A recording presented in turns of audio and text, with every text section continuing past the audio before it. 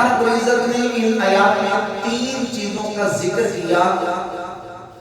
سب سے پہلے ایمان کا، سب سے آخر میں اپنی عبادت کا، اور درمیان میں اپنے حبیب کی تعظیم و توقیر کا تذکرہ فرمایا. اعلیٰ حضرت عظیم البرکت مجدد دین ملت الشیخ امام احمد رضا خان محدث بریلی رحمہ اللہ فرماتے ہیں، مسلمانوں اس آیت کی ترتیب جمیل کو دیکھو، اس آیت کی ترتیب کو دیکھو کہ اللہ نے سب سے پہلے ایمان کا ذکر کیا، سب سے آخر میں اپنی عبادت کا ذکر کیا، درمیان میں اپنے حبیب کی تعظیم و توقیر کا ذکر کیا. فرماتے ہیں یہ ترتیب بتاتی ہے پہلے ایمان پھر تعظیم پھر عبادت. یعنی اگر ایمان نہ لائے تو تعظیم کرے تو قبول نہیں، اور جو حضور کی تعظیم نہ کرے عبادت کرے تو اس کی عبادت قبول نہیں. ایمان کے بغیر تعظیم قبول نہیں اور تعظیم کے بغیر عبادت قبول نہیں. یہ ترتیب جمیل بتاتی ہے کہ ایمان شرط ہے. سب سے پہلے ایمان مومن کے لیے ضروری ہے کہ وہ نبی کی تعظیم کرے. عبادت سے پہلے اس کے دل میں تعظیم و توقیر مصطفیٰ ہونی چاہیے. اگر دل میں حب رسول، تعظیم مصطفیٰ، عظمت مصطفیٰ، توقیر مصطفیٰ موجود نہیں تو پھر زمین و آسمان کے درمیان جتنی خلا ہے وہ ساری عبادت سے بھر کے بھی آ جائے گا تو رب کی بارگاہ میں اس کا کوئی عمل قبول نہیں. عمل کب قبول ہوگا جب دل میں محبت مصطفیٰ ہوگی اور نبی کی تعظیم و توقیر کی دولت پاس ہوگی. اور اگر ایمان نہیں تو پھر اگلی کوئی چیز قابل قبول نہیں. امام اہل سنت امام احمد رضا خان محدث بریلی رحمۃ اللہ تعالی فرماتے ہیں بھائی آپ نے ایسے یہودیوں کے اور غیر مسلموں کے ایسے لوگ دیکھے ہوں گے. فرماتے ہیں نبی کریم صلی اللہ علیہ وآلہ وسلم کی آمد سے پہلے بہت سارے ایسے غیر مسلم تھے کہ رسول اللہ صلی اللہ علیہ وآلہ وسلم کی آمد سے پہلے وہ حضور کی نعتیں بھی پڑھتے تھے، حضور کے اوصاف بھی بیان کرتے تھے، اور رسول اللہ صلی اللہ علیہ وسلم کی آمد کی خبریں بھی دیتے تھے کہ وہ عربوں کو شاموں والے آخری نبی آنے والے ہیں. لیکن جب حضور آ گئے، رسول اللہ کی بعثت ہو گئی، اللہ کے محبوب صلی اللہ علیہ وآلہ وسلم نے نبوت کا اعلان فرما دیا تو وہ منکر ہو کے بیٹھ گئے. حضور کی بعثت کے بعد وہ رسول اللہ کا کلمہ نہیں پڑھتے، حضور کو مانتے نہیں ہیں، حضور کی کے اوپر ایمان نہیں لاتے.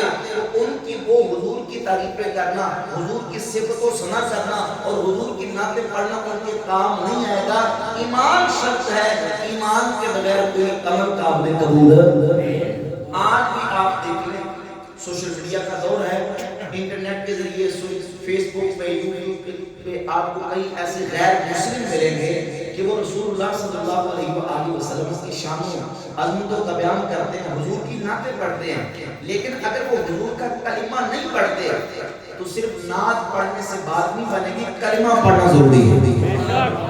ایمان لانا ضروری ہے، ایمان لانا ضروری ہے. ایک ہندو شاعر ہے ہندو لیکن چونکہ شاعری اس کا شعبہ ہے، شعراء کا کام یہ ہے کہ وہ شعر لکھتے ہیں، کبھی اپنے سرداروں کو خوش کرنے کے لیے، حکمرانوں کو خوش کرنے کے لیے، رئیسوں نوابوں کو خوش کرنے کے لیے، اپنے بڑوں کو خوش کرنے کے لیے، کبھی کسی قوم سے داد لینے کے لیے، کبھی کسی سے چندہ یا کسی سے پیسے وصول کرنے کے لیے وہ شعر لکھ لیتے ہیں. اگر حضور کی نعت لکھتا ہے کوئی، رسول اللہ کی شان بیان کرتا ہے تو پہلے ایمان ضروری ہے. مومن ہوگا تو اس کو اللہ اس کی آخرت میں جزا عطا فرمائے گا. ایک ہندو شاعر ہے، وہ شعر لکھتا ہے، سنیے، کہتا ہے کہ گر شمس و قمر کو کوئی دامن میں چھپا لے، شمس و قمر یعنی سورج اور چاند، گر شمس و قمر کو کوئی دامن میں چھپا لے اور دولت دارین کو ہاتھوں میں اٹھا لے، پھر لاکھ کا پرشاد سے کوئی پوچھے کہ تو کیا لے، نالین محمد کو وہ آنکھوں سے لگا لے. یہ لاکھ کا پرشاد ہندو شاعر ہے، شاعر نے حضور کی نعت لکھی. ایک دوسرا ہندو شاعر چندر پرکاش بجنوری بولا اور کہتا ہے خم جس کے آگے دو عالم کی جبی ہے، سجدہ گہے اور نین وہ طیبہ کی زمین ہے. دنیا کا عقیدہ ہے، اپنا بھی یقین ہے، جو شے ہے مدینے میں کہیں اور نہیں ہے۔ اس طرح کے 20 شاعر ملیں گے، شعراء ملیں گے، ادباء ملیں گے، وہ اگر حضور کی نعت بھی پڑھتے ہیں تو ایمان شرط ہے۔ اگر حضور کا سچا عشق و محبت ہوتا تو وہ حضور کا کلمہ پڑھ کے میرے مصطفیٰ کا غلام اور امتی بن جاتا۔ ایمان شرط ہے، ایمان کے بغیر پھر تعظیم قابل قبول نہیں اور عبادت قابل قبول نہیں۔ اور صحابہ کرام رضی اللہ تعالیٰ عنہ، وہ صحابہ کہ جو اللہ رب العزت نے اپنے محبوب کو اپنی بارگاہ سے پسند کر کے عطا فرمائے، وہ حضور کی ذات اقدس پر اس طرح ایمان رکھتے تھے کہ دنیا کائنات کی ساری چیزوں کی محبت اور ساری چیزوں کا مقام وہ بعد میں تھا، ان کے سامنے سب سے بڑھ کر محبت مصطفیٰ اور تعظیم مصطفیٰ کا مقام اول ہی تھا۔ اس طرح پہلے تو میں یہ عرض کروں کہ صحابہ کون ہستیاں ہیں جن کو اللہ نے اپنے محبوب کی صحبت کے لیے پسند فرما دیا۔ سیدنا عبداللہ ابن مسعود رضی اللہ تعالیٰ عنہ فرماتے ہیں، مسند احمد ابن حنبل میں حدیث ہے کہ اللہ رب العزت نے مخلوق کی طرف نظر فرمائی، اللہ نے مخلوق کے دلوں کی طرف نظر فرمائی، رب نے ساری مخلوق کے دلوں میں سے اپنے حبیب کے دل کو اپنے لیے پسند فرما دیا۔ بلند آواز سے سبحان اللہ۔ فرماتے ہیں رب نے پھر مخلوق کے دلوں کی طرف نظر فرمائی تو رب نے نبی کے صحابہ کو اپنے نبی کے لیے پسند فرما دیا۔ صحابیت وہ عظیم شرف ہے جنہیں حضور کی صحبت مل گئی۔ امام ابن حجر مکی حیثمی فتاوی حدیثیہ میں فرماتے ہیں ان شرف الصحبت والرؤیت لرسول اللہ صلی اللہ علیہ وآلہ وسلم لا معادلہ عمل ولا یوازیہ شرف۔ فرماتے ہیں ایک لمحہ دوسرے مصطفیٰ کو دیکھ لینا اور حضور کی صحبت پا لینا، یہ اتنا بڑا عمل ہے، دنیا کا کوئی عمل اس عمل کا مقابلہ نہیں کر سکتا۔ یہ اتنا بڑا شرف ہے، دنیا کا کوئی شرف اس شرف کا موازنہ کر ہی نہیں سکتا۔ جس نے ایک لمحہ دیکھا اس کے مقام تک کوئی نہیں پہنچ سکتا۔ تو ایمان سے بتائیں جس صدیق اکبر نے بچپن میرے نبی کے ساتھ گزارا، جس نے جوانی میرے مصطفیٰ کے ساتھ گزاری، جس نے شباب میرے نبی کے ساتھ گزارا، جو مکہ میں میرے مصطفیٰ کے ساتھ، جو ہجرت کی رات میرے حضور کے ساتھ، جو مدینہ میں میرے نبی کے ساتھ، جو آج مزار پر انوار میں میرے نبی کے ساتھ، جو میدان محشر میں رسول اللہ کے ساتھ ہوں گے، اس ابو بکر صدیق کی عظمت و شان کا اندازہ کون کر سکتا ہے؟ یہ تو ایک صحابی کا مقام ہے کہ دنیا کا کوئی عمل، کوئی شرف اس شرف اور عمل کا مقابلہ اور موازنہ نہیں کر سکتا۔ اور پھر ابو بکر صدیق، عمر فاروق، عثمان غنی، مولا علی رضی اللہ تعالیٰ عنہ اجمعین، وہ صحابہ جو حضور کی دائمی صحبت اور صحبت دائمہ اور ان کو حضور کی اس قدر رفاقت حاصل دی، ان کے شرف و مقام تک کیسے کوئی پہنچ سکتا ہے؟ سنیے، یہ صحابہ جن کے بارے میں قرآن کہتا ہے اس طرح ایمان لاؤ جس طرح نبی کے صحابہ ایمان لائے، ان صحابہ نے حضور کی تعظیم و توقیر اور محبت کو کیا مقام دیا اور ان کی نگاہ میں کیا مقام تھا۔ صحیح بخاری کے اندر 2732 نمبر 2732 حدیث ہے صحیح بخاری کے اندر۔ تو جو رسول اللہ صلی اللہ علیہ وآلہ وسلم جب اپنے 1400 یا 1500 صحابہ کرام علیہ رضوان کے ہمراہ حدیبیہ کے مقام پہ تشریف فرما تھے، تو جو ہے جی حضور کے صحابہ حدیبیہ کے مقام پہ نبی پاک صلی اللہ علیہ وسلم کی بارگاہ اقدس میں جانسار صحابہ موجود تھے۔ مشرکین مکہ نے اپنا نمائندہ بنا کے عروہ بن مسعود کو بھیجا۔ عروہ بن مسعود سخفی کو مشہور حدیث آپ نے سنی کہ عروہ جاؤ جا کے حالات کا جائزہ لو، منظر کو دیکھو کہ مسلمانوں کے اور نبی کے صحابہ کے منصوبے کیا ہیں، ارادے کیا ہیں۔ عروہ حدیبیہ کے مقام پہ آئے، سارا منظر دیکھا، حالات کا جائزہ لیا اور واپس گئے اور جا کے مشرکین مکہ سے سرداران قریش سے کہا اللہ کی قسم واللہ لقد وفدت على الملوك ووفدت على قیصر وکسرى والنجاشی ان رأيت ملكا قد يعظم اصحابه وما يعظم اصحاب محمد محمدا صلی اللہ علیہ وآلہ وسلم۔ کہا خدا مجھے خدا کی قسم ہے، میں بڑے بڑے بادشاہوں کے درباروں میں گیا، کیسر کے دربار کو میں نے دیکھا، کسریٰ دیکھا, نجاشی کے دربار کو میں نے دیکھا, ان رأیت ملکن قط یعظم اصحابہ ما یعظم اصحاب محمد محمدا, باخدا میں نے کسی درباری, کسی بادشاہ کے درباری کو ان بادشاہوں کی اتنی تعظیم کرتے نہیں دیکھا جتنی محمد کے صحابہ محمد کی تعظیم کرتے ہیں. تعظیم میں نے نجاشی کے دربار میں نہیں دیکھی, کیسر کے دربار میں نہیں دیکھی, کسرا کے دربار میں نہیں دیکھی جتنی محمد کے صحابہ محمد کی تعظیم کرتے ہیں. توجہ کیجئے, کہاں عروہ و محمد کی تعظیم کس طرح کرتے ہیں. حدیث کے لفظ ہیں, عروہ بن مسعود سقفی کہتے ہیں میں نے دیکھا انی تنخم نخامتا الا وقعت فی کف رجل منہم, وہ اتنی اپنے نبی کی تعظیم کرتے ہیں کہ محمد تو اپنے مبارک منہ سے جب لعاب دہن زمین پر گرانے کا ارادہ کرتے ہیں, نبی کے صحابہ نیچے ہاتھ کر لیتے ہیں, وہ لعاب دہن مصطفیٰ زمین پر نہیں گرتا, کسی نہ کسی صحابی کے ہاتھ پہ جا کے گرتا.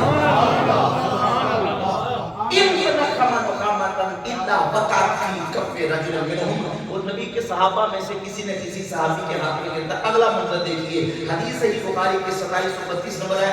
کہاں اس کے بعد کیا وہ نبی کا تھوک لے کے, بلکہ لفظ نخامہ عربی میں تھوک کو بزاق کہتے ہیں اور نخامہ ناک سے نکلنے والی رطوبت کو کہتے ہیں.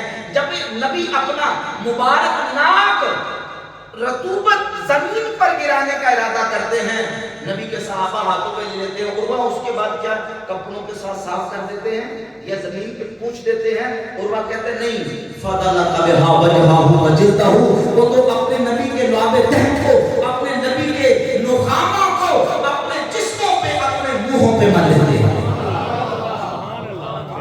آج ہے کوئی بیٹا یا بیٹی اولاد جو اپنے ماں باپ کے ساتھ تعظیم و اکرام اور محبت کا یہ انداز اور یہ مظاہرہ کر کے دکھائے؟ کوئی بیوی اپنے شوہر کے ساتھ, شوہر بیوی کے ساتھ, اولاد اپنے ماں باپ کے ساتھ, ماں باپ اپنی اولاد کے ساتھ نہیں. انسان کی ضرورت نہیں پڑتی. رب کعبہ کی قسم ہے, جس طرح حضور کی تعظیم میرے نبی کے صحابہ نے کی ہے, قیامت کی صبح تک اس کی کوئی مثال پیش نہیں کر سکتا. کیونکہ صحابہ وہ صحابہ تھے جن کی ہر صبح عید ہوتی تھی, خدا کا قرب حاصل تھا, نبی کی دید ہوتی تھی. یہ ہیں وہ صحابہ جن کے بارے میں قرآن کہتا ہے فَإِنْ آمَنُوا بِمِثْلِ مَا آمَنْتُمْ بِهِ فَقَدِ اهْتَدَوْا, اگر تم میرے نبی کے صحابہ جیسا ایمان لے آؤ تو ہدایت پا جاؤ گے, کامیاب ہو جاؤ گے. یہ وہ صحابہ جنہوں نے اپنا دم, دولت, جان, مال, اولاد سب میرے مصطفیٰ کے قدموں پر نچھاور اور قربان فرمایا. حضور کی تعظیم کی خاطر اور اسی موقع پر صحیح بخاری کے اندر حدیث موجود ہے, اسی موقع پر سیدنا جابر بن عبداللہ, حضرت جابر رضی اللہ تعالیٰ عنہ سے کسی نے پوچھا, نبی پاک صلی اللہ علیہ وآلہ وسلم کی بارگاہ اقدس میں حضور کے 1400 یا 1500 صحابہ اسی موقع پر آئے, پانی ختم ہو گیا, جانوروں کے پلانے کے لیے, پانی پینے کے لیے, وضو کرنے کے لیے جب ختم ہو گیا, صحابہ حضور کی بارگاہ میں آئے, آگے کہتے ہیں حضور پانی کی قلت ہے, وضو کے لیے, جانوروں کو پلانے کے لیے پانی ہمارے پاس باقی نہیں بچا. نبی پاک صلی اللہ علیہ وسلم کی بارگاہ اقدس میں آئے, کس کی بارگاہ میں؟ جو اللہ کی حبیب ہے. ایک واقعہ قرآن نے بیان کیا, قرآن نے ایک واقعہ سیدنا موسیٰ علیہ السلام کا بیان کیا. جب قوم موسیٰ جناب موسیٰ علیہ السلام کی بارگاہ میں آئی کہ پانی ختم ہو گیا, تو موسیٰ علیہ السلام سے کہا کہ دعا کریں, تو جناب موسیٰ علیہ السلام نے کو آگے کہا کہ دعا کریں, تو موسیٰ علیہ السلام نے دعا کی. اللہ رب العزت نے جناب موسیٰ علیہ السلام کو حکم دیا کہ اے موسیٰ فَاضْرِبْ بِعَصَاكَ الْحَجَرَ فَانْفَجَرَتْ مِنْهُ اثْنَتَا عَشْرَةَ عَيْنًا, اپنا عصا پکڑیے, اپنا ڈنڈا عصا پکڑیے, پتھر پہ مارے. پتھر پہ مارنا آپ کا کام ہے, وہاں سے 12 چشمے جاری کر دینا رب العالمین کا کام ہے. موسیٰ علیہ السلام نے عصا پکڑا, پتھر پہ مارا, 12 چشمے جاری ہو گئے. یہ جناب موسیٰ علیہ السلام کریم اللہ کی شان ہے. یہ کریم اللہ کا مقام ہے کہ عصا پکڑتے ہیں, پتھر پہ مارتے ہیں, پھر 12 چشمے نکلتے ہیں, پھر قوم پانی پی کے سیراب ہوتی ہے. صحیح بخاری کی حدیث ہے, حضور کی بارگاہ میں صحابہ آئے, حضور پانی میرے کریم آقا علیہ السلام نے نہ عصا پکڑا, نہ پتھر پہ مارا, نہ وہاں کوئی اس طرح کا معاملہ ہوا. حضور نے اپنے ید اللہ والا مبارک ہاتھ نکالا, فجعل الماء یفور بین اصابعہ کامثال العیون. میرے نبی نے مبارک ہاتھ نکالا, میرے مصطفیٰ کے ہاتھ سے پانی اس طرح نکل رہا تھا جیسے پانی کے چشمے جاری ہوتے ہیں.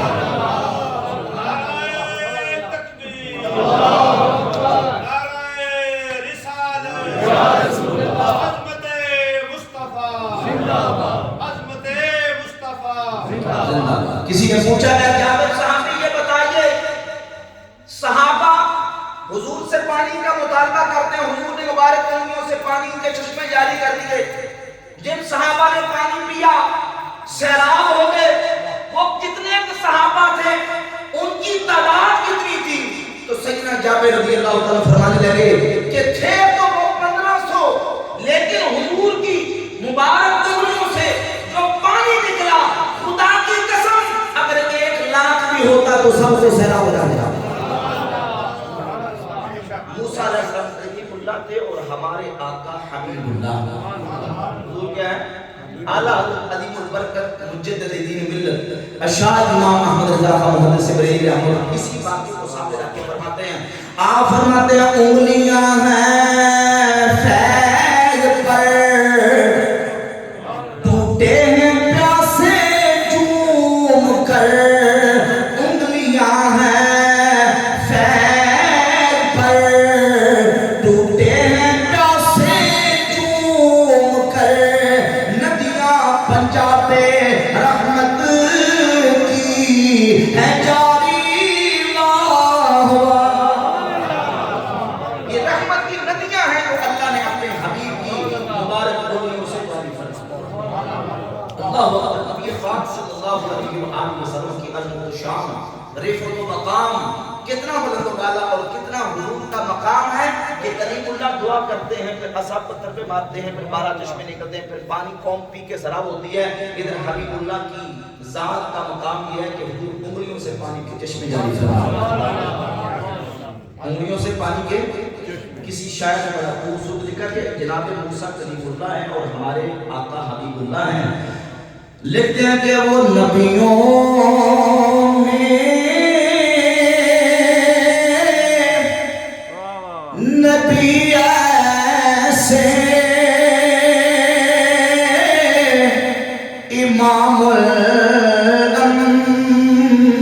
الانبیاء ٹھہرے.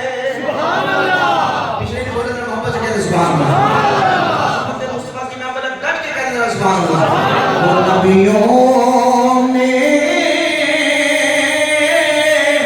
نبی ایسے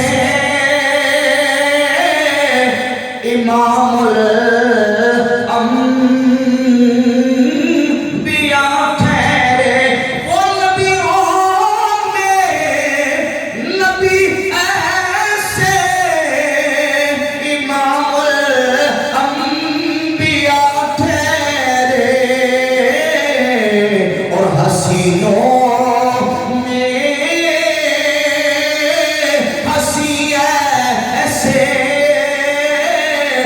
محبوب خدا ٹھہرے. کتنے صحابہ تھے؟ کہاں 1500 تھے, لیکن 1,00,000 بھی ہوگا تو میرے نبی کی انگلیوں سے نکلنے والا پانی سب کو سیراب کر جائے گا. اب یہاں عقیدے کی بات سمجھیے. صحابہ اکرام نے رسول اللہ صلی اللہ علیہ وآلہ وسلم کے جو آبدین کو حضور کی مبارک مقامہ کو ہاتھوں پہ دیا اور لے کے اپنے جسموں پہ اپنے منہوں پہ مل لیا. کیا نبی کریم علیہ السلام نے ان کو کہا تھا کہ جب میں وضو کے دوران کلی کروں اپنا لعابدین زمین پر گرانے کا ارادہ کروں تو نیچے بھی جانا چاہیے, تمہارے کسی نہ کسی کے ہاتھ پر جانا چاہیے. صحیح تو کجا ذخیرہ حدیث میں سے ایک ضعیف حدیث بھی ایسی نہیں ہے جس میں حضور نبی کریم علیہ السلام نے صحابہ کو یہ کہا ہو, کوئی ایسی حدیث نہیں. پھر سوال یہ پیدا ہوتا ہے کہ صحابہ نے کیا کیا؟ بھائی کسی بھی چیز کو کرنے کے لیے، کسی بھی چیز کے حکم کو ثابت کرنے کے لیے دلیلیں دو طرح کی ہوتی ہیں، ایک ہوتی ہے دلیل عام اور ایک ہوتی ہے دلیل خاص۔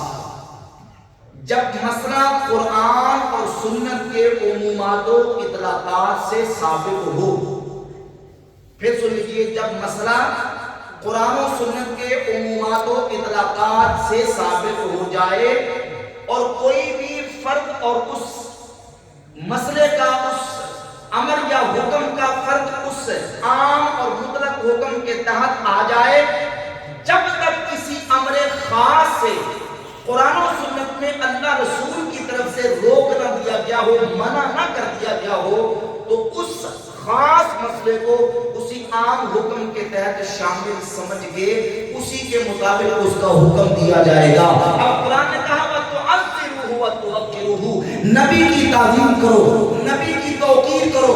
نبی کی تعظیم و توقیر کے طریقے ہیں، مثال کے طور پر سو طریقہ نبی کی تعظیم کرنے کا، نبی کی توقیر کرنے کا۔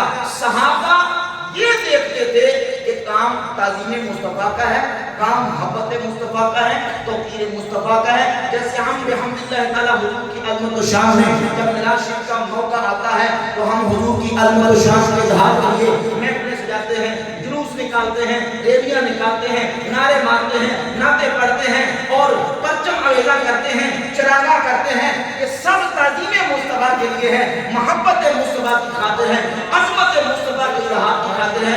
جب ہم یہ عمل کریں گے، تعظیم مصطفیٰ کے فرض کریں 100 طریقے ہیں، جب کوئی بھی عمل کیا جائے گا ہم اسی عام حکم کے تحت قرآن کی آیت کو دیکھیں گے کہ رب کہتا ہے نبی کی تعظیم کرو، نبی کی توقیر کرو۔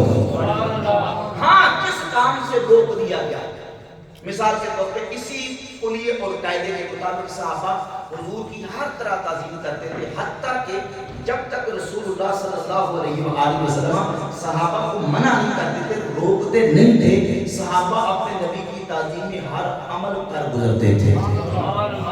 سنن ابن ماجہ کے اندر صحیح سند کے ساتھ حدیث موجود ہے، سیدنا معاذ بن جبل رضی اللہ تعالی عنہ بہت بڑے جلیل القدر صحابی ہے، وہ صحابی ہیں کہ صحیح بخاری کے اندر 4999 نمبر حدیث ہے، رسول اللہ صلی اللہ علیہ وآلہ وسلم نے اپنا حضور قرآن میں اربعۃ میرے 4 صحابہ سے قرآن سیکھو، من عبداللہ بن مسعود و سالم و ابی و معاذ بن جبل، چوتھا نام حضور نے معاذ بن جبل کا بیان فرمایا ہے۔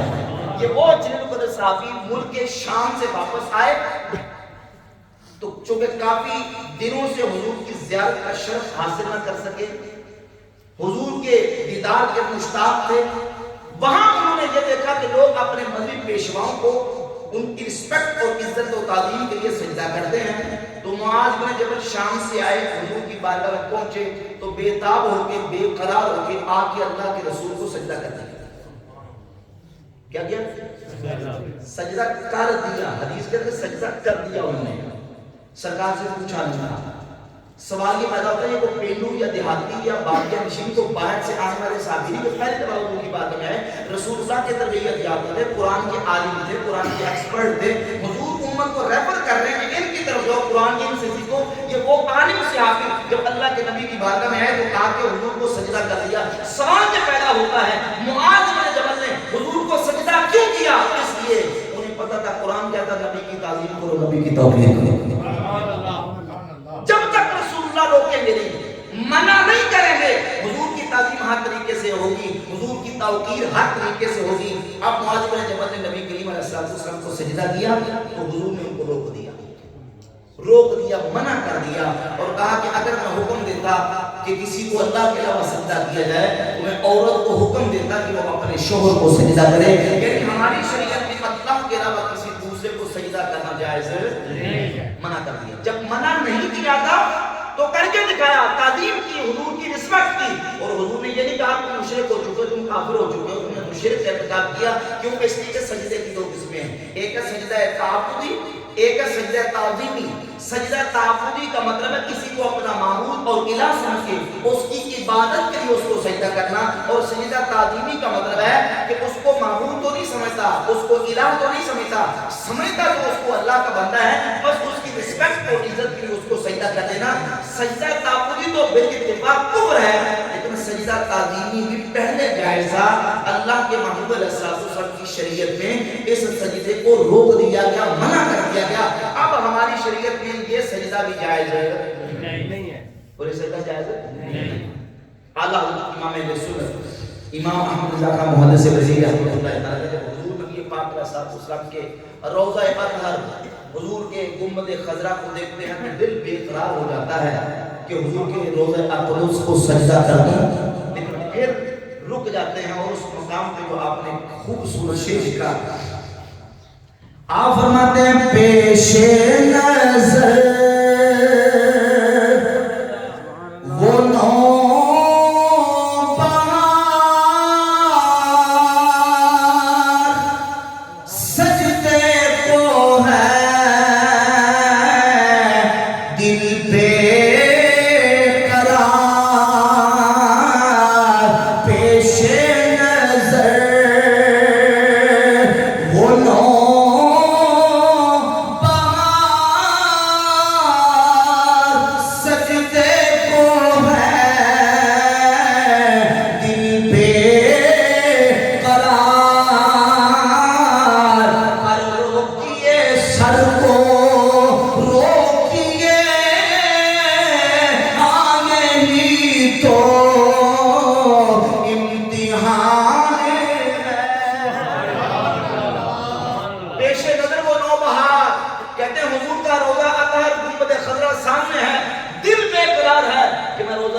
کو سجدہ کر دوں، لیکن پھر کہتے ہیں روکیے سر کو روکیے، ہاں یہی تو امتحان ہے۔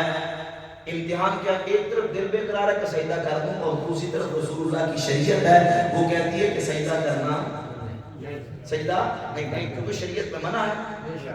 چاہے رسول اللہ صلی اللہ علیہ وسلم کا روضہ اقدس ہی ہو، تب بھی اللہ کے علاوہ اس شریعت میں کسی دوسرے کو سجدہ کرنے کی اجازت نہیں۔ تو کہتے ہیں دل بے قرار ہے، لیکن شریعت مصطفیٰ روکتی ہے۔ اب یہاں امتحان پیش آ گیا کہ دل کی مانتے ہو کہ مصطفیٰ کی شریعت کی مانتے ہو، تو امام فرماتے ہیں روکیے سر کو روکیے، ہاں یہی تو امتحان ہے۔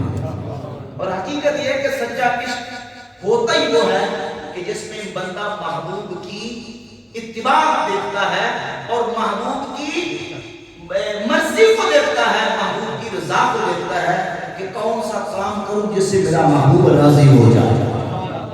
رسول اللہ صلی اللہ علیہ وآلہ وسلم کی عظمت کو دل میں اٹھا کے حضور کی تعظیم و اکرام صحابہ جس طرح کرتے تھے، اللہ رب العزت نے اس کا ایک حصہ اہل سنت والجماعت کو عطا فرمایا۔ محبت سے کہ سبحان اللہ۔ ذات اقدس کی تعظیم و محبت میں نبی پاک صلی اللہ علیہ وآلہ وسلم کے صحابہ اپنا تن من دن جان مال اولاد وطن کنبہ خاندان سب کچھ حضور کی ذات اقدس پر فدا اور نثار و قربان کرتے تھے۔ دیکھیے انسان کو دنیا میں بڑی چیزوں کے ساتھ محبت اور تعارفی اور پیار ہوتا ہے، لیکن ان ساری چیزوں کے ساتھ محبت نیچے سب سے بڑھ کر محبت آمنہ کھلا رب کے پیارے حبیب سے ہونی چاہیے۔ صدیق اکبر غار ثور میں تھے تو رسول اللہ صلی اللہ علیہ وسلم کی ذات اقدس پر ڈنگ پہ ڈنگ آپ اپنی ایوی پہ کھا رہے ہیں، لیکن حضور کی ذات پر اپنی جان قربان کر دی فقط تعظیم مصطفیٰ کی خاطر۔ اور مقام صحابہ پر سیدنا علی رسول اللہ صلی اللہ علیہ وآلہ وسلم کی ذات اقدس پر عصر کی نماز قربان کر رہے ہیں، عصر کی نماز کو قربان کر دیا اور حضور کے تعظیم میں فرق نہیں آنے دیا کہ انہیں پتا تھا کہ عصر کی نماز بھی مصطفیٰ کے صدقے سے ملی۔ یہ نماز، یہ روزہ، یہ حج، یہ زکات، یہ عرفان، ایمان، اقام دنیا کا ہے نا۔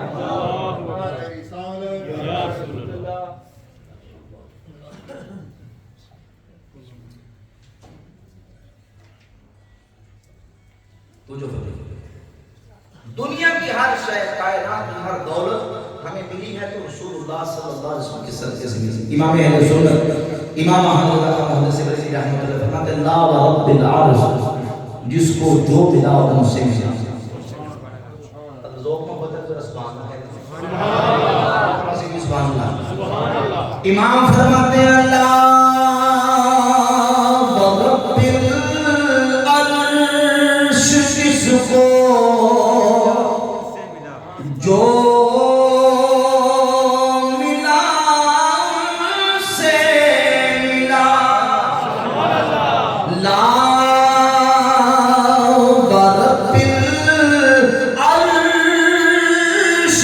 जिसको जो मिला से मिला, दामन पे अर्श जिसको जो मिला उनसे मिला, बटती है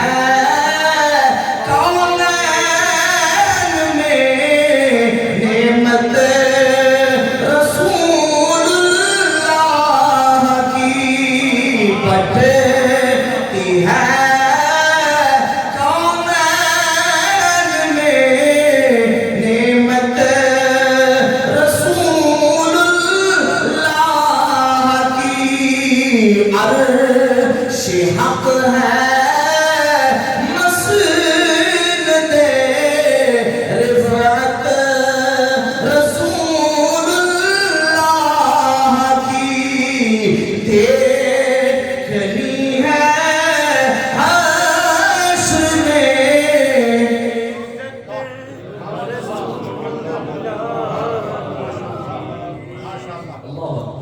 नबी पाक सल्लल्लाहु अलैहि वसल्लम की ज़ात अक़दस की ताज़ीम इकराम हुजूर के सहाबा ने जिस तरह करके दिखाई है, क़यामत की सुबह तक उतनी ताज़ीम और इकराम कोई कर सकता नहीं। अब इस ताज़ीम मुस्तफ़ा का तकाज़ा ये है, सिर्फ ज़ात की ताज़ीम नहीं, बल्कि हुजूर की ज़ात अक़दस के साथ जिस चीज़ की निस्बत हो जाए, ताल्लुक़ हो जाए, उस चीज की ताज़ीम भी हुजूर की ताज़ीम है। अहले सुन्नत का अल्लाह के फज़ल करम से ऐसा मुबारक अकीदा है, ऐसा पाकीज़ा अकीदा है, हम हुजूर की निस्बत को देखते हैं, रसूलुल्लाह के ताल्लुक़ को देखते हैं, हुजूर की निस्बत को देखते हैं। हम कहते हैं मक्का भी अज़मत वाला, मदीना भी अज़मत वाला। हम तो उन पत्थरों का एहतराम करते हैं, उस खाक का अदब करते हैं जिस खाक पर हमारे नबी के मुबारक कदम लगे हुए। जब हम उस खाक को अपनी आंखों का सुरमा बनाना साज़ समझते हैं, उन पत्थरों की ताज़ीम करना अपनी साज़ समझते हैं जिसकी निस्बत रसूलुल्लाह की ज़ात से है, तो फिर हुजूर के सहाबा की ताज़ीम, हुजूर के अहले बैत की ताज़ीम कितनी करेंगे? इमाम हसन और हुसैन की ताज़ीम कितनी करेंगे? जो मेरे मुस्तफ़ा के मुबारक जो है वो हुजूर की मुबारक कमर पे खेलते रहे, रसूलुल्लाह के सीने पर खेलते रहे, फिर हुजूर के सहाबा का अदब एहतराम कितना करेंगे जिनको अल्लाह के महबूब की अल्लाह ने सोबत और रफ़ाक़त नसीब फरमाई। ये उस मोहब्बत मुस्तफ़ा, उस ताज़ीम मुस्तफ़ा के तकाज़े की वजह से अल्लाह रब्बुल इज़्ज़त ने अहले सुन्नत को ये शर्फ अता किया है कि हम हुजूर की सारी निस्बतों की ताज़ीम भी करते हैं, सारी निस्बतों से मोहब्बत भी करते हैं। और ये मोहब्बत हमें नबी करीम अलैहिस्सलाम के सहाबा से मिली, हुजूर के सहाबा से मिली। सैयदा अस्मा रज़ियल्लाहु तआला अन्हा फरमाती हैं, सही मुस्लिम के अंदर हदीस है कि हमारे पास नबी पाक सल्लल्लाहु अलैहि वसल्लम का मुबारक जुब्बा था। सैयदा आयशा रज़ियल्लाहु तआला अन्हा के पास वो जुब्बा था, उनके विसाल क़दस के बाद फरमाती हैं वो जुब्बा हमारे पास आ गया। फरमाती हैं हम उस जुब्बा को पानी में डुबोती थी। थोड़ा सा तसव्वुर कीजिए, थोड़ा सा पीछे चलिए, पस मंजर उनकी जुब्बा बिला तशबीह मिसाल समझाने के लिए देखिए, कपड़ा है, ये कपड़ा धागे से बना, धागा भी किसी चीज से, कपास से, किसी चीज से बना, किसी ने कपास उतारी, फिर धागा बनाया गया, फिर धागा गया मशीन पे, फिर कपड़ा बना, और कपड़ा फिर किसी ने बुना, और उसके बाद बनाने के बाद जुब्बा तैयार हुआ। किसी गुलाम मुस्तफ़ा ने वो जुब्बा रसूलुल्लाह की बारगाह में पेश किया, हुजूर ने फिर वो जुब्बा अपने जिस्म पाक, अपने मुबारक बदन के साथ लगाया, और हुजूर के मुबारक बदन की बरकत उस जुब्बा में आई। और सैयदा अस्मा फरमाती हैं हम नहनु नग़सिलुहा, फिर हम उस जुब्बे को पानी में धोती थी, उस जुब्बे से बरकत पानी में जाती थी, हम उस पानी को मदीना के किनारों को पिलाती थी, अल्लाह शिफा अता फरमा देता था। हुजूर के जिस्म पाक की बरकत मुतअद्दी है, यानी हुजूर के जिस्म की बरकत वो आगे चलती फैलती है। जिस्म मुस्तफा से वो बरकत जुब्बे में आई, और जुब्बे से बरकत पानी में गई, और पानी के इस बीमार को पिलाया जाता था, अल्लाह उसे शिफा अता फरमा देता।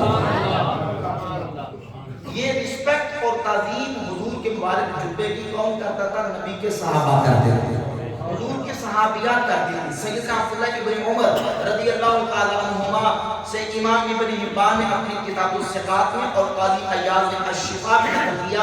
अब्दुल्लाह बिन उमर मुहिब्बुस सुन्नह, बहुत बड़े अजीम मर्तबत जलील क़द्र सहाबी, जब मस्जिद नबवी शरीफ में आते, रसूलुल्लाह सल्लल्लाहु अलैहि वसल्लम के मिंबर शरीफ के करीब आते, हुजूर मिंबर की जिस लकड़ी पर बैठा करते थे, अब्दुल्लाह बिन उमर उस पर किस तरह हाथ फेरते थे और हाथ फेर के अपने मुंह पे मल लिया करते थे। सुभान अल्लाह। क्यों? इसलिए कि जिस लकड़ी पर अल्लाह के रसूल बैठे, हुजूर की बरकत लकड़ी में गई, तो अब्दुल्लाह बिन उमर उस लकड़ी पर हाथ फेर के अपने मुंह पे मल लेते थे ताकि उस लकड़ी से बरकत हासिल हो। ये सहाबा का मजाक। हज़रत अमीर मुआविया रज़ियल्लाहु ताला अन्हु सहाबी रसूल के बारे में हाफिज इब्न अब्दुल बार मुदरसी ने अपनी किताब अल-इस्लाम फी मारिफतिल असहाब में जिक्र किया कि सैयदना अमीर मुआविया रज़ियल्लाहु ताला अन्हु का वक्त वफात करीब आया, तो उन्होंने अपने घर वालों को बुलाया और बुला के कहा कि ये कपड़ा मेरे पास, ये कपड़े का एक टुकड़ा है, ये मेरे पास है, मैं हुजूर की ज़ात गिरामी कदर के साथ एक मौके पर मौजूद था, हुजूर क़ज़ाए हाजत के लिए तशरीफ ले गए, तो अल्लाह के रसूल सल्लल्लाहु अलैहि वसल्लम ने मुझे ये कपड़ा अता फरमाया था और ये कपड़ा मैंने आज के दिन के लिए संभाल के रखा हुआ था। आज मेरा वक्त वफात करीब आ गया और हुजूर के मुबारक नाखून और हुजूर के मुबारक बाल हैं जो मैंने संभाल के रखे थे, जिस वक्त मेरी रूह जिस्म से निकल जाए, रसूलुल्लाह के बाल और हुजूर के नाखून मेरी आंखों पे, मेरे होंठों पे रख देना और कपड़ा मेरे जिस्म के और मेरे कफन के अंदर रख लेना। मेरी बख्शिश होगी तो मुस्तफा के तबरुकात की बरकत से होगी। इस कदर एहतराम और इस कदर ताज़ीम नबी पाक सल्लल्लाहु अलैहि वसल्लम के सहाबा हुजूर के तबरुकात की करते थे।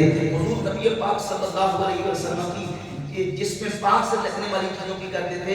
अब जब हुजूर के सहाबा कपड़ों से अदब करते हैं और उन चीजों का अदब करते हैं जिनकी निस्बत रसूलुल्लाह की ज़ात गिरामी कदर से होगी, तो क्या ख्याल है वो रसूलुल्लाह की आल का अदब इकराम नहीं करते होंगे, हुजूर की आल की ताज़ीम नहीं करते होंगे।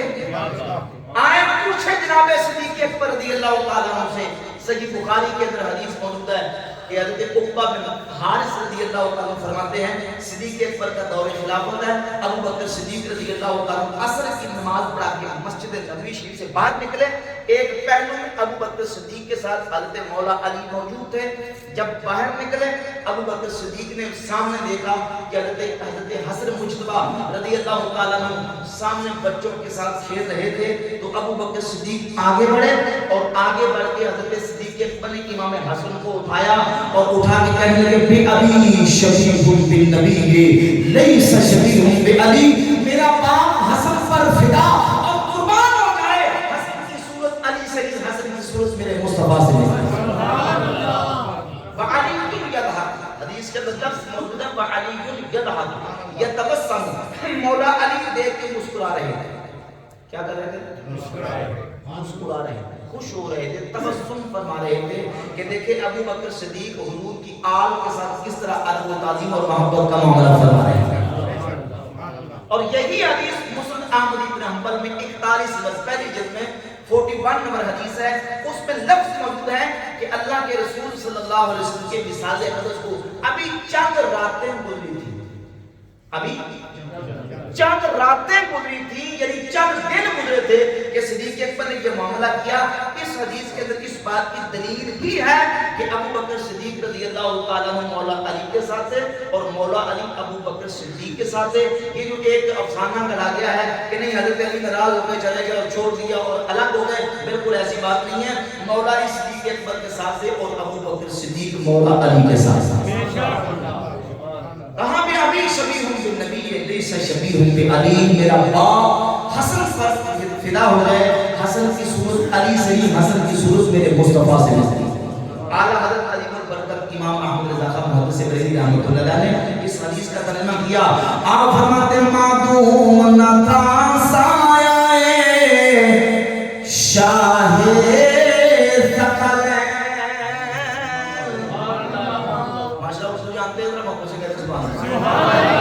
इमाम हसन और इमाम हुसैन को अल्लाह ने ये शर्फ दिया था कि इमाम हसन सर से लेकर सीने तक और इमाम हुसैन सीने से लेकर पांव तक रसूलुल्लाह सल्लल्लाहु अलैहि वसल्लम की मुशाबत और हुलिया रखते थे।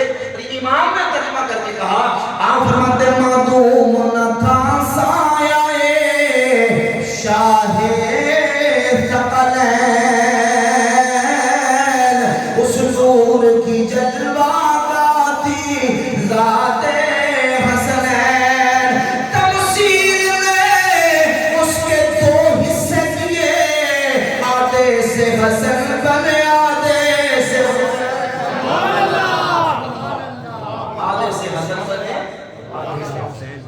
हुजूर के सहाबा नबी पाक सल्लल्लाहु की अहले बैत की ताज़ीम, मोहब्बत, प्यार, उनकी उल्फत दिलों में रखते थे। और सहाबा अहले बैत और अहले बैत सहाबा की मोहब्बत रखते थे और सुन्नी दोनों की मोहब्बत रखते थे।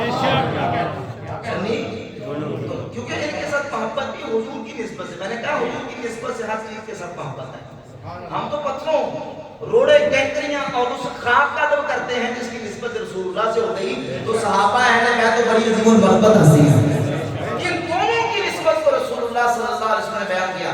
किताबुल मनाकिब जामी तिरमिज़ी में हदीस है, हुजूर फरमाते लोगो अल्लाह से मोहब्बत करो, लिमा यक़दुकुम मिन निअमिही, क्योंकि रब तुम्हें अपनी नेमतें अता फरमाता है। और मेरे साथ मोहब्बत करो क्योंकि मैं अल्लाह का महबूब हूँ।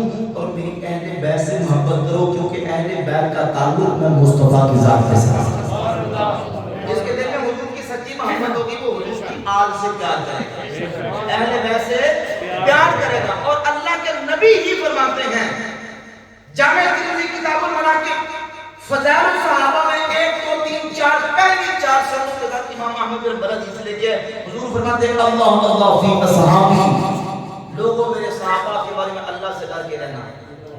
ला तत्तखिज़ू मगरबन बादी, मेरे बाद मेरे सहाबा को तानो तशनीह और तनकीद का निशाना न बना लेना। मन अहब्बहुम फबिहुब्बी अहब्बहुम, जिसने इनसे मोहब्बत की उसने मेरी वजह से मोहब्बत की। मन अबगदहुम फबिबुग़दी अबगदहुम, जिसने इनसे बुग़्ज़ रखा उसने मेरी वजह से बुग़्ज़ रखा। मन आज़ा फक़द आज़ानी, जिसने इनको अज़ियत दी उसने मुझे अज़ियत दी।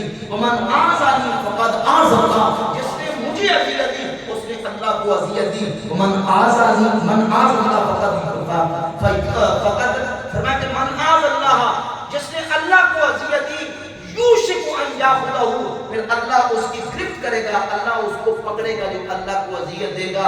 यकीन जानिए इन दोनों हदीसों के मुताबिक अगर किसी का अमल मोहब्बत वाला है तो वो अहले सुन्नत वल जमाअत, उस नबी के यारों से भी प्यार करते हैं, मेरे मुस्तफा की आल से भी प्यार करते हैं। अब उसके जज्बात इसलिए इमाम अहले सुन्नत इमाम अहमद रज़ा खान मुहद्दिस बरेलवी रहमतुल्लाह फरमाते हैं अहले सुन्नत का है बेड़ा पार।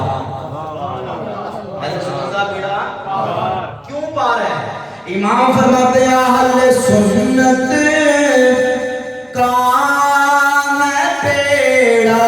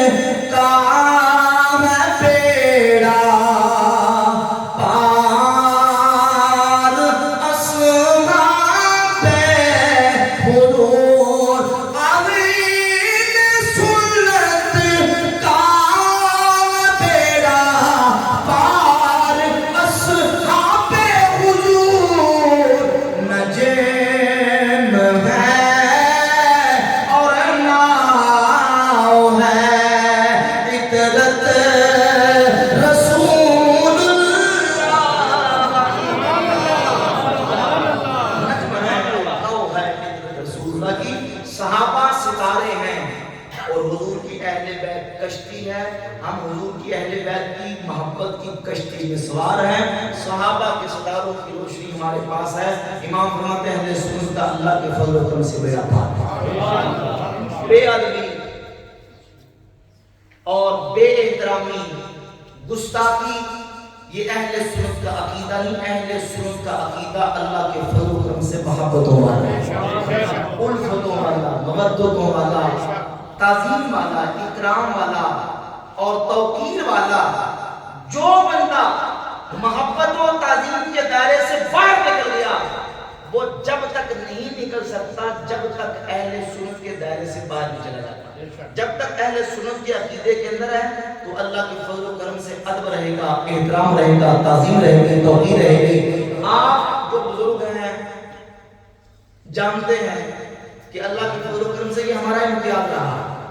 آج ایک فتنے کی صورت پیدا کی جا رہی ہے, اہل سنت کا نام لے کے, اہل سنت کا پلیٹ فارم استعمال کر کے بے ادبی, گستاخی اور اس